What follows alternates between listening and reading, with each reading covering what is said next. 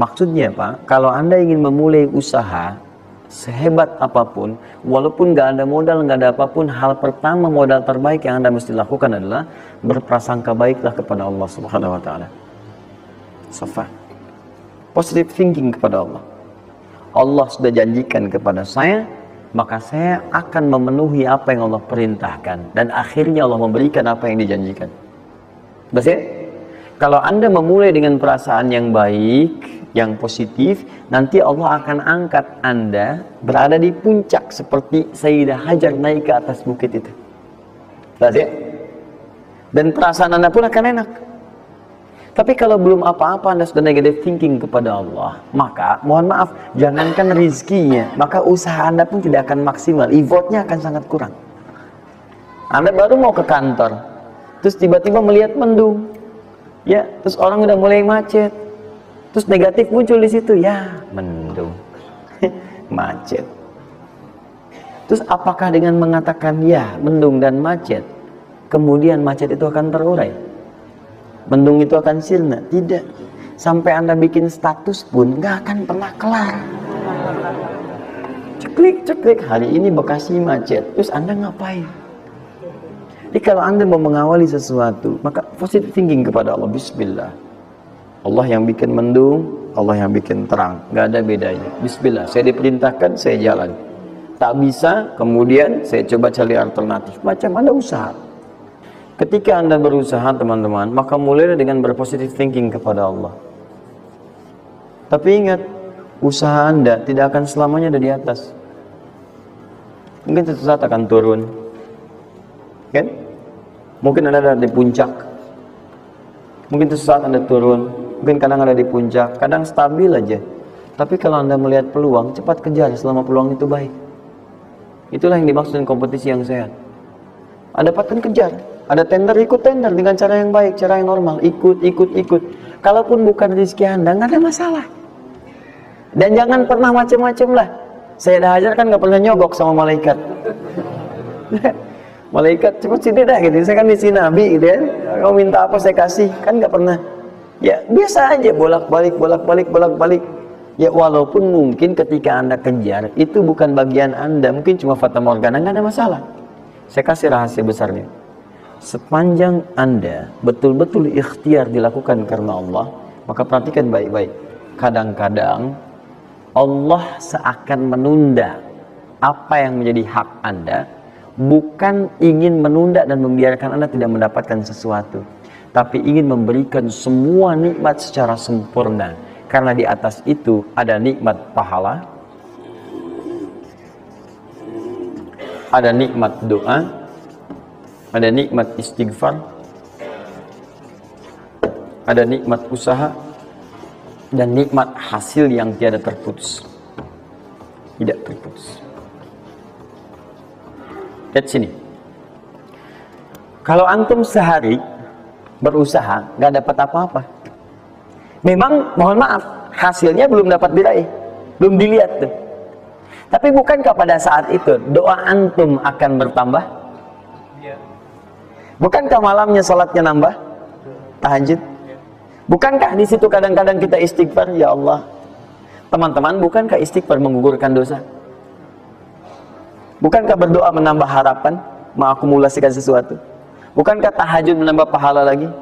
Kadang-kadang yang diinginkan oleh Allah pertama kali bukan dunia dulu. Ketika Allah mencintai seorang hamba, dia akan berikan pahala akhirat dulu. Karena dunia itu sifatnya sementara. Hei fulan, kamu kemana aja? Kemarin kamu jauh dari saya, baru sekarang kamu pikir dekat dengan saya. Saya nggak pengen kasih dunia dulu, dunia itu kecil. Kalaupun di seekor sayap samuk sebelahnya, sebelah sayap nyamuk ada dunia itu ada nilainya, saya kasih buat kamu deh, nggak ada nilainya. Ya, karena itu saya ingin kamu akhirat sempurna dulu. Saya ampuni dulu dosa-dosa kamu yang kemarin. Begitu sudah diampuni, hari kedua istighfar lagi diampuni, saya kasih pahala yang banyak. Begitu pahala udah dapat, dosa udah diampuni, baru dunia diakumulasikan. Karena hukum dunia itu, kalau antum usaha akan terus diberikan. Jadi nggak ada yang nggak dikasih. Jadi kalau antum sehari bekerja ini, kelihatannya nggak dapat apa-apa. Bukan nggak dapat apa-apa, disimpan untuk diakumulasikan. Nanti dosa antum tuh udah hilang, amalan udah banyak, antum dapat banyak. Kadang-kadang nggak sadar kalau saat dapat banyak itu sebetulnya itu hasil usaha antum sebelumnya. Itu teorinya begitu. Ya, jadi nggak ada yang nggak dapat apa-apa, semua akan dinilai. Sepanjang antum bergerak dikasih, dan antum buktinya hidup juga. Sampai ke hari itu kan masih hidup, bisa makan juga di hari itu, bisa beraktivitas juga, sehat juga dan sebagainya. Belum dapat apa. Makanya kata Nabi, yang hari itu ada makanan, dia orang kaya sebetulnya. Kalau besok masih ada lagi, kaya banget. Antum sampai sebulan masih ada cadangan. Ini kenapa kita mesti berkeluh kesah? Dan belum tentu hidup juga sampai besok. Yang tuh mau ngumpulin apa? Nah, maka prinsip yang terbaik adalah ketika antum berikhtiar, ikhtiar usaha yang maksimal. Tapi jangan khawatir kalau antum kerja sehari nggak dapet, 2 hari belum ada usaha. Jangan khawatir teman-teman sekalian. Rumus yang mengatakan semua ketika badan bergerak maka rezeki dituliskan untuk keluar. Tapi kadang-kadang ada yang Allah inginkan lebih besar dari apa yang Anda harapkan. Apa yang Allah harapkan ikutkan ke situ, maka Anda akan mendapatkan akumulasi bagiannya. Itu yang dilakukan oleh Sayyidah Hajar. Begitu beliau kemudian naik ke Marwah, nggak dapat, naik ke Safa, nggak dapat. Apa pernah tertuliskan dalam riwayat sedikit aja Sayyidah Hajar mengeluh? Tunjukkan kepada saya kitab mana yang pernah menunjukkan riwayat ketika bolak-balik itu kemudian Sayyidah Hajar berkata, ya Allah, saya kan istri Nabi, saya kesini memenuhi perintahmu ya Allah. Ini udah capek, kenapa belum turun juga? Pernah nggak? Kedua, ketiga, keempat, kelima, sampai ke yang ketujuh. Begitu sampai di Marwah, baru kemudian diakumulasikanlah itu. Apa yang terjadi? Ibunya yang usaha bolak-balik, bolak-balik, bolak-balik. Airnya keluar dari mana? Anaknya, kakinya kemudian menghentak lagi. Tiba-tiba keluar air dari situ. Pertanyaan saya, ibu yang lebih tahu di belakang, kan kalau anak itu sedang haus, pasti tangan kakinya bergerak kan? Kenapa saat pertama disimpan bergerak, airnya keluar? Sudah 7 kali bolak-balik, baru air keluar. Silakan lihat riwayatnya. Pada hentakan itu, ketika 7 kali ibunya bolak-balik, malaikat mengepakkan sayapnya. Itu yang menghantam air dan keluar air. Malaikat yang ditugaskan Allah memberikan rezeki namanya Mikail. Itu ada di Quran surah kedua ayat ke-98. Ya, man kana aduwwan lillahi wa malaikati wa rusuli wa jibril wa mikail. Mikail, di antara tugas Mikail oleh Allah ditugaskan untuk memberikan rezeki. Yang paling menarik, perhatikan baik-baik. Begitu airnya keluar, ibunya sedang di Marwah, sedang berdoa nih. Makanya kalau sa'i di sofa ngadep ke kiblat berdoa dulu, ke Marwah ngadep ke kiblat berdoa dulu. Begitu sedang berdoa nyampe ke Marwah yang ketujuh, anaknya lebih kencang menangisnya. Ibunya mendengar suara nggak biasa, dikejar ke sini. Begitu kejar ada air. Apa kata ibunya? Lihat kalimatnya. Zam, zam, zam, zam. Ibunya tidak mengatakan ijma, ijma, ijma, tapi zam, zam, zam, zam. Zam itu artinya kumpul jangan berhenti, kumpul jangan berhenti, kumpul jangan berhenti. Sampai sekarang air itu tidak pernah berhenti. Perhatikan bagaimana akumulasi pekerjaan seorang ibu yang sangat serius menghasilkan rezeki bukan hanya untuk dirinya, untuk anaknya, cucunya, cicitnya, dan berganti generasi sampai kita sekarang. Kita aja ke zaman Nabi Muhammad, itu teman-teman sudah lewat 15 abad. Nabi Muhammad ke Nabi Ismail 29 generasi.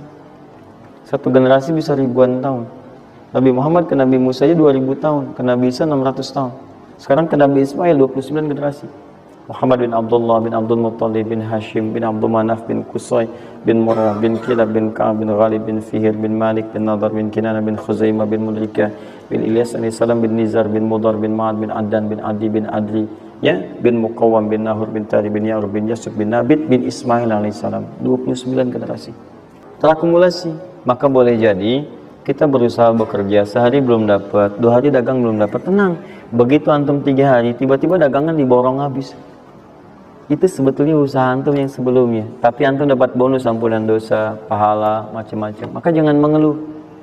Dan jangan pernah antum sekali-kali, awas ya, awas, mengeluarkan kata-kata yang seakan-akan Allah menghentikan rezeki antum. Maka disitulah kesulitan paling sulit akan antum awali. Ya Allah, apa engkau nggak sayang dengan saya? Saya perlu usaha apa lagi? Kenapa belum diberikan juga? Dan sebagainya. itu kadang-kadang membuat seseorang kalau sudah kehilangan arah seperti itu sampai meninggalkan agamanya, itu yang paling fatal. Paham ya? Nah, sekarang rezekinya sudah ada. Bagaimana Anda mendapatkan akselerasi dari peningkatan? Ya, baik sifatnya kuantitasnya ataupun juga nilainya. Terus. Ya, maka rumusnya kalau sudah dapat dari usaha itu, tadi kan usaha kan? Ya, ada usaha yang kedua. Masih ingat teman-teman yang punya rezeki siapa? Nah, sekarang Allah tawarkan, saya akan berikan kepada kamu, kata Allah, peningkatan dari usahamu dengan cara yang tidak terlampau susah. Kamu gak perlu kerja ini lagi, itu lagi, dan sebagainya. Tapi kamu tinggal mengimbangi saja. Kamu kerja, kamu amalkan juga yang ini. Apa amalan itu? Syukur. Perhatikan langsung redaksi dari Allah. Saya tidak akan menambah, mengurangi. La in syakartum la azidannakum. Ingat, la in syakartum, kalau kamu bersyukur kepada saya, la azidannakum, saya akan tambah bagimu. Jelas ya? Tambah di sini bukan menambah nominal, ya, karena nominal itu akan tetap. Maksudnya kalau antum 100 miliar, 100 miliar aja. Yang ditambahkan itu ada dua. Pertama, penambahan percepatan dan kemudahan dalam mendapatinya, lebih mudah dari sebelumnya. Yang kedua, penambahan keberkahan di dalamnya. Berkah itu manfaatnya lebih banyak. Yang tadinya 50.000 jadi cepet habis, sekarang tuh banyak manfaatnya. Ya, kepake gitu. Jadi kalau dulu tuh semua pengen dibeli, dapat 5 juta juga, cuma semua pengen dibeli baju, dibeli gitu kan? Ya ini dibeli, lihat orang beli ini pengen beli itu. Tapi setelah antum kerjakan ini, itu asasnya asas manfaat. Kepake nggak? Manfaat nggak? Kalau manfaat itu saya dapatkan, kalau tidak mungkin hak orang lain yang Allah titipkan lewat saya. Jelas ya? Nah, sekarang lihat bagaimana cara bersyukur itu. Cara bersyukur itu ada dua. Satu, cara bersyukur itu satu, keluarkan dari harta itu bagian zakatnya kalau sudah memenuhi unsur zakatnya.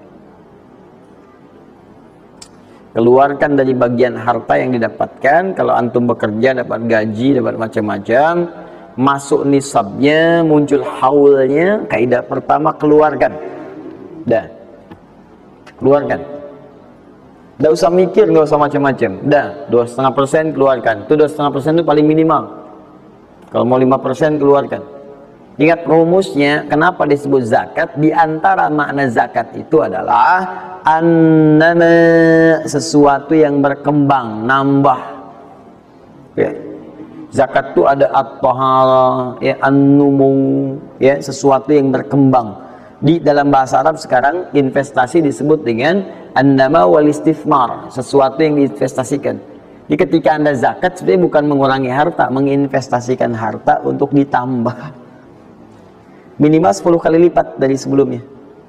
10 kali lipat. Jadi kalau Anda misalnya keluar zakat, taruhlah misalnya 25 juta, ya, Anda dapatkan. Terus 2,5% diambil dari situ, berapa? 2,25, ya? 2 juta, 2,5. Anda keluarkan tuh. Maka Anda pada hakikatnya sedang melipat gandakan harta Anda 10 kali lipat dari sebelumnya. Dia Anda akan dapat dari sini 22,5 juta. Bentuknya bisa macam-macam. Ingat, rezeki itu kan bukan hanya uang. Tadi saya katakan. Ya, bisa jadi proyek baru datang nilainya segitu. Bisa jadi apa lagi? Bisa jadi dijaga kesehatan, nggak sakit selama sebulan. Biasanya cek lab ini itu dan sebagainya, ya kan? Kolesterol macam-macam habisnya segitu. Bulan itu nggak ada apa-apa. Terus Anda berkata, alhamdulillah nih sekarang saya kelihatan sehat, gini-gini, hasilnya positif. Padahal Anda itu dihasilkan lewat zakat, lewat macam-macam. Nah, misalnya nggak ada konflik, nggak ada masalah di hari itu, yang kalau diselesaikan nilainya 22 juta. Masa marah dengan istri macam-macam. Mama kenapa sih ma gini. Papa mau damai. S9 Note. Wah, beli S9 Note harga 15 juta ya, tambah lagi 7 juta laptopnya misalnya kan, dan sebagainya. Misal habisnya segitu juga. Jadi dijaga oleh Allah, mendapatkan penambahan bisa berupa langsung nilainya, nominalnya, dapat proyek yang lain, atau dijaga untuk mendapatkan yang non materi tadi. Paham? Maka Saya katakan pada Anda, kalau sudah ada kewajiban zakat, maka jangan berpikir menunda. Cepat berikan saat itu, maka seketika Allah akan lipat gandakan apa yang Anda telah usahakan itu. Jelas? Jadi yang pertama, kalau sudah ada kewajiban zakat, cepat ambil. Bahkan, nah ini saya mau ambil komitmen. Saya ambil komitmen. Bahkan Allah langsung meminta kepada yang punya otoritas atau juga teman-teman di sampingnya untuk saling mengingatkan. Bahkan kalau punya otoritas langsung ambil. Saking inginnya Allah harta orang itu tuh terus bertambah. Maka turunlah Quran surah 9 ayat 103. Khudh min amwalihim sadaqah tutahhiruhum wa tuzakkihim biha. Muhammad, kalau dia lupa atau yang lain, ambil aja deh. Ambil aja. Ambil dari harta dia itu kalau sudah mencapai nasabnya. Nisabnya sudah ada, haulnya sudah sampai, ambil. Apa tujuannya? Sedekah. Perhatikan, zakat disebut dengan sedekah. Sedangkan sedekah tidak disebutkan dalam rumus bahasa kecuali kullu ma'rufin sedekah. Semua yang baik-baik disebut dengan sedekah. Kata Allah, saya ambil itu bukan ingin mengurangi kamu, tapi ingin membuat kebaikan untukmu. Apa kebaikannya ya Allah? Wa tuzakkihim. Tuzaki dari kata zakah yang punya arti dua tadi, menyucikan jiwa, plus yang kedua menambah apa yang telah kamu dapatkan itu. Jadi kamu tuh jangan nanti kotor hati kamu karena terlampau banyak, ini fokusnya ke situ banyak tapi kamu nggak pakai. Maka saya biarkan kamu dengan mengeluarkan zakat itu supaya bersih hatimu, punya nilai berbagi dan tidak terlalu bergantung kepada harta dunia yang kamu akan tinggalkan kelak. Dan yang paling dahsyat, kalau kamu kerjakan, saya tambah kemudian kualitasnya, saya tambah keberkahannya, bahkan saya permudah untuk mendapatkannya. Jelas sampai sini? Bonus yang ini, nah peningkatannya lebih dari yang pertama, 700 kali lipat. Ini minimal 700 kali lipat. Apa itu secara singkat? Infak.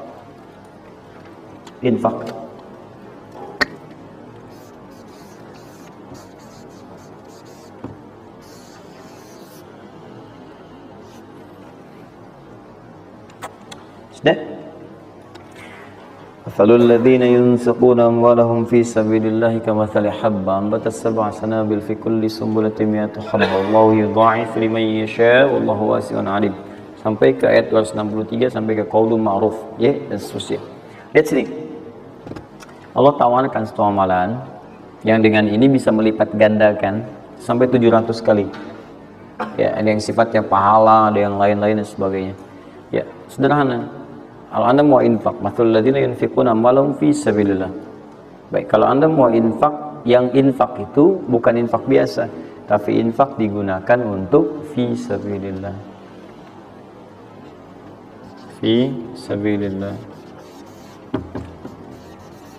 Ini bukan zakatnya. Kalau zakat jelas sifatnya kewajiban. Zakat itu nggak bisa nawar, harus keluar. Tapi infak tidak. Infak itu dibagi dua, ada yang wajib, ada yang sunnah. Infak di sini bicara yang sunnah. Ya, infak wajib itu infak dari suami kepada istri dan keluarga. Infak, ya, itu infak. Singkatannya nafkah. Nafkah itu infak. Dari mana dalilnya Ustaz? Quran surah keempat ayat 34. Ar-rijalu qawwamuna 'alan nisa bima faddalallahu ba'dahum 'ala ba'din wa bima anfaqu min amwalihim. Ya, suami punya kelebihan dibanding perempuan, diberikan kekuatan oleh Allah untuk berusaha mencari nafkah. Nafkah itu bahasa Qurannya infak. Di antum itu memberi infak pada keluarga wajib. Wajib. Ya, tidak apa-apa ibu berdoa minta yang banyak, Bu. Minta. Suami dimudahkan, itu janji Allah kok. Jangan minta sedikit, Bu, minta yang banyak. Minta yang banyak. Karena antum, teman-teman, mencari 1 juta. Tapi ibu menjadikan 1 juta itu cukup untuk sebulan. Itu nggak mudah. Ya, maka berpartner di situ. Ya, saat suami keluar atau ibu yang berbisnis sekarang dan sebagainya bermohon kepada Allah minta kebaikan. Ya, tapi spesial untuk kepala keluarga ketika dia mencari nafkah itu Allah berikan nafkah untuk satu keluarganya. Ya, kalau ibu yang punya hobi bisnis dan bukan pencari nafkah, itu yang diberikan cuma rezeki ibu aja di situ. Ya, sepanjang dia bukan pencari nafkah. Tapi kalau pencari nafkah itu semua rezeki keluarga diberikan di situ. Nah, saya tuliskan dulu supaya fokus ya. Infak. infak ini, kalau Anda mau keluarkan di jalan Allah, maka ada 5 golongan yang utama. 5 golongan. 5 golongan itu, ini masuk ke dalam kotak tadi yang wajib dihafalkan. Tambahan. Quran surah kedua, ayat 215. Cepat, waktu saya tinggal 5 menit. Kalau Anda terlampau lambat, saya tidak akan bisa menyampaikan rumus cepat menghafalkan apa yang telah saya wajibkan. Ya, jadi fokus baik-baik.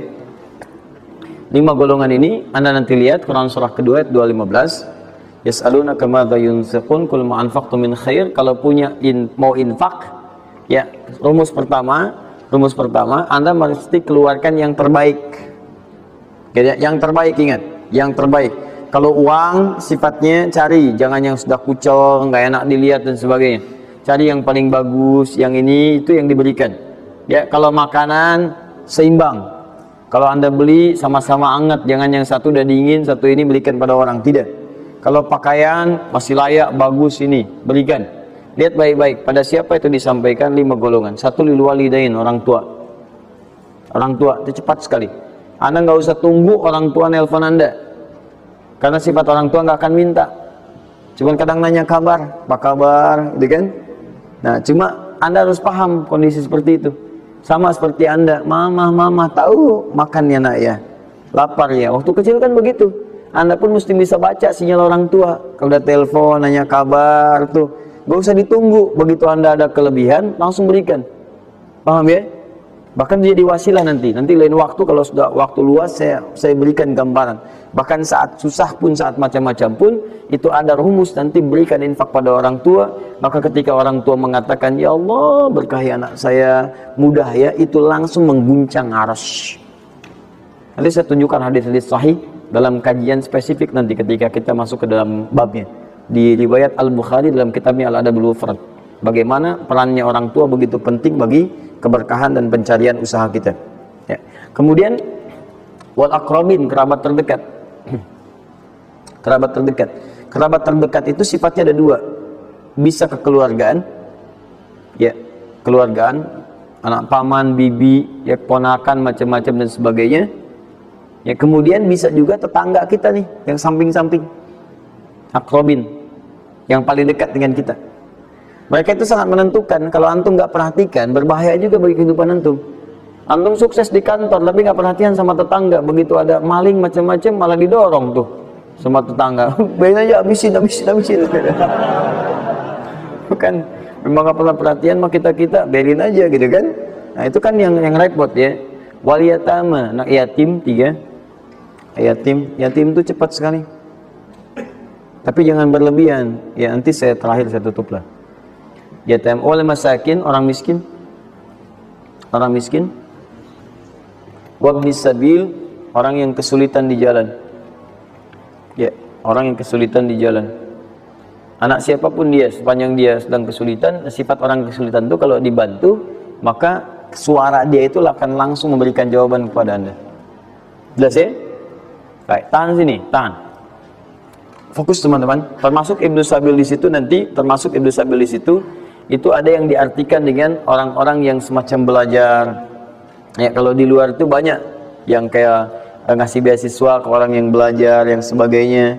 Ada yang pengajar, ada yang macam-macam. Itu cepat juga itu. Nah, mempraktikkan kelima itu pakai rumus yang ini yang tadi, yang 261, 263. Lihat ya, lakukan karena Allah, bukan karena yang lain. Paham ya? Dan melakukan karena Allah itu diarahkan untuk mendekatkan diri kepada Allah. Lihat cara infaknya. Misal, antum ingin ngasih misalnya kan, nih, saya mau ngasih pakaian yang Allah sukai, kasih baju koko, kasih sarung, ya kan? Bisa kalau dia mau sekolah, kasih perlengkapan sekolah, berikan mushaf, berikan mukena, berikan macam-macam. Ya, untuk misalnya biaya sekolahnya, kalau bisa bergantung pada antum, sekolahkan ke tempat yang Allah sukai dan sebagainya. Itu cepat sekali investasinya, dan pahalanya nggak akan berkurang, ngalir terus. Jadi kalau dia baca Quran untuk dapat pahala dan seterusnya. Dan itu sampaikan dengan cara yang bijak. Kalau sudah ngasih, saran saya lupakan. Jangan diungkit-ungkit, lupakan. Makanya bahasa Qur'annya qaulun ma'rufun wa maghfiratun khairum min shadaqatin yatba'uha adza. Kata-kata yang baik ya, dan maghfirah, permohonan ampun, maaf. Ya, kalau nggak bisa ngasih minta maaf, langsung kemudian lupakan. Jangan diungkit-ungkit, jangan macam-macam supaya tidak hilang pahalanya. Begitu sudah itu dilakukan, itu lebih bagus. Bahkan saat antum nggak punya pun berkata baik lebih bagus daripada ngasih tapi seringkali diungkit-ungkit atau dengan kalimat yang tidak menyenangkan.